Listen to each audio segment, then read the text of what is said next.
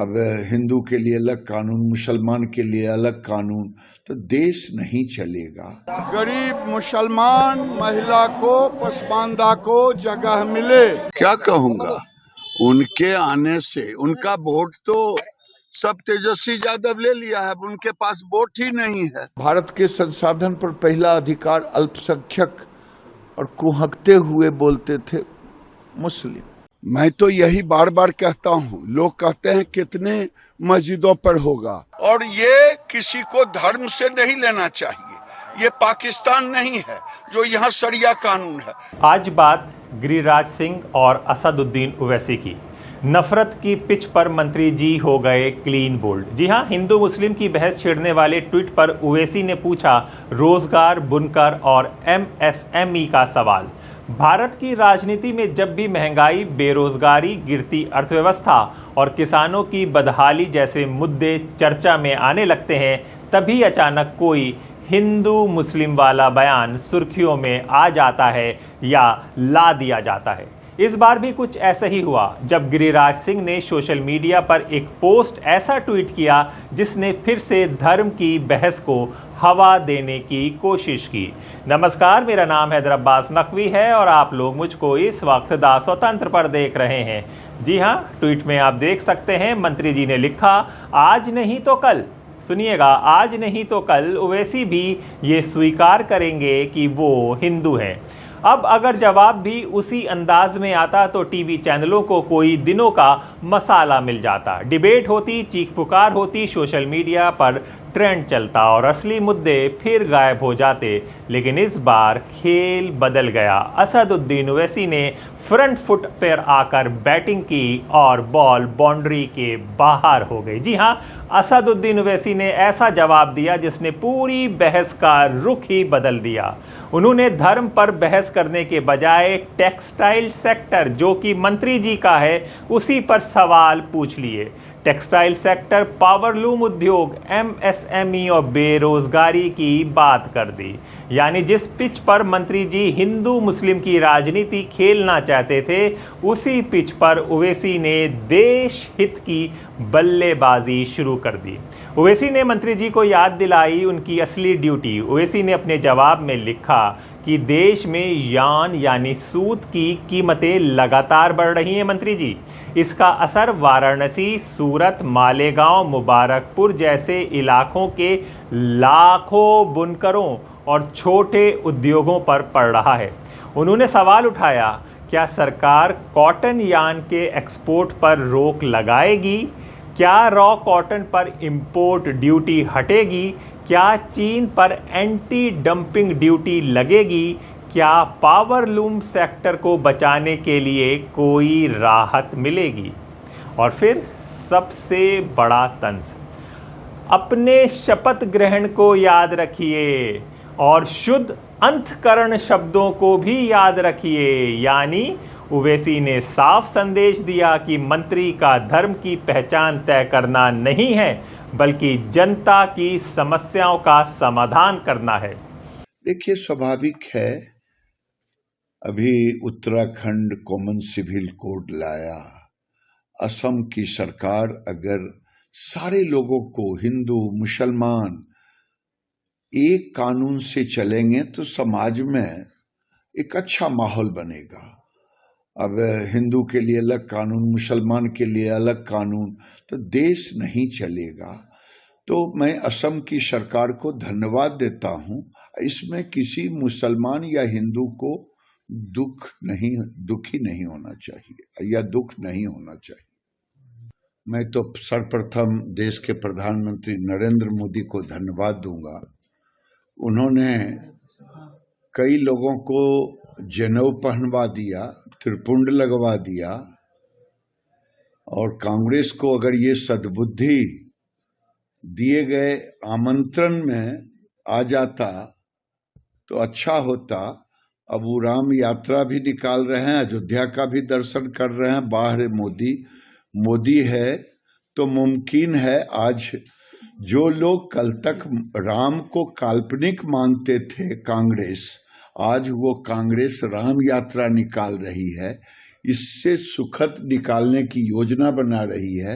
इससे सुखद हमारे जैसे लोगों के लिए कुछ नहीं होगा कि ये सनातन की जीत है। और नरेंद्र मोदी जी को कोटिशः धन्यवाद। हे ऋषि प्रधानमंत्री, अब भारत में आप राम राज्य, जो कांग्रेस कभी मानती नहीं थी, वो अब उनके नाम पर यात्रा निकाल रही है। इससे बड़ा जीत और कुछ नहीं हो सकता। समय बीजेपी की राजनीति का बड़ा सवाल। जी हां, विपक्ष लगातार आरोप लगाता रहा है। बीजेपी के कई नेता जानबूझकर धार्मिक बहस छेड़ते हैं ताकि जनता का ध्यान महंगाई, बेरोजगारी और आर्थिक संकट से हट जाए।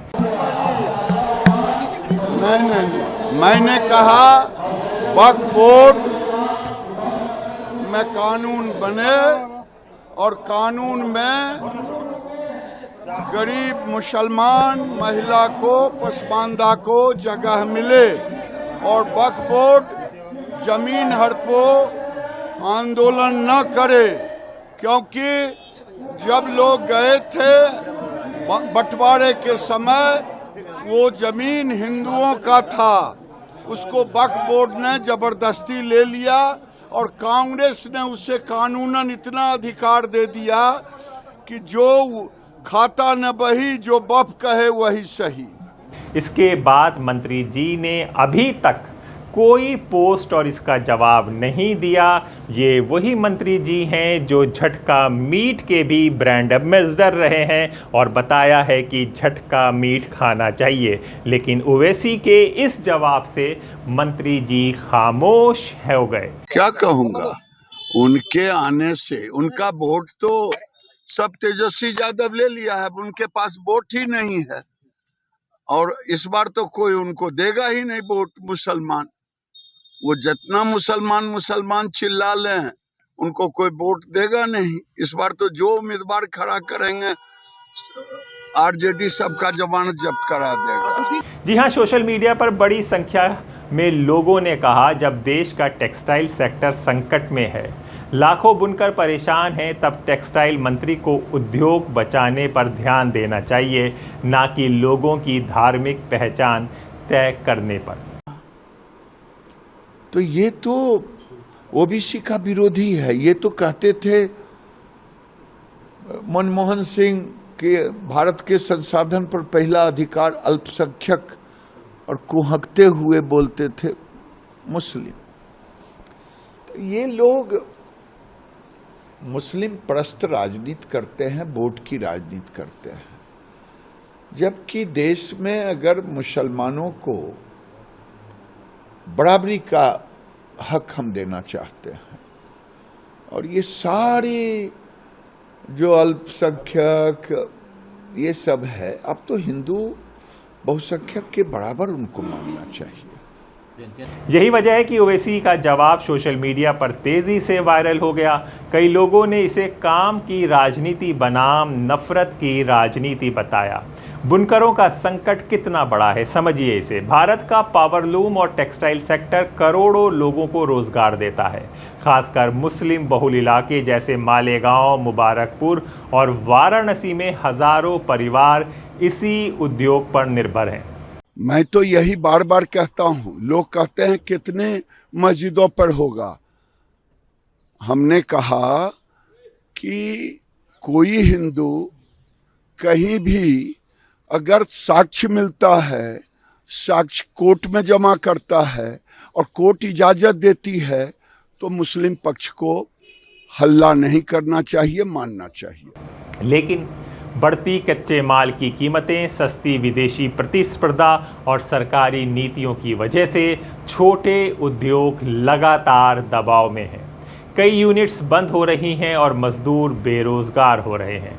ऐसे समय में टेक्सटाइल मंत्री से उम्मीद थी कि वो कोई राहत पैकेज, टैक्स छूट में और उद्योग बचाने के कदमों की घोषणा करेंगे, लेकिन बहस कहीं और चली गई। नफरत बनाम संविधान की लड़ाई। देखिए, मैं भी कह रहा हूं, यहाँ वोट चोरी कौन कर सकता है? वो तो झूठा के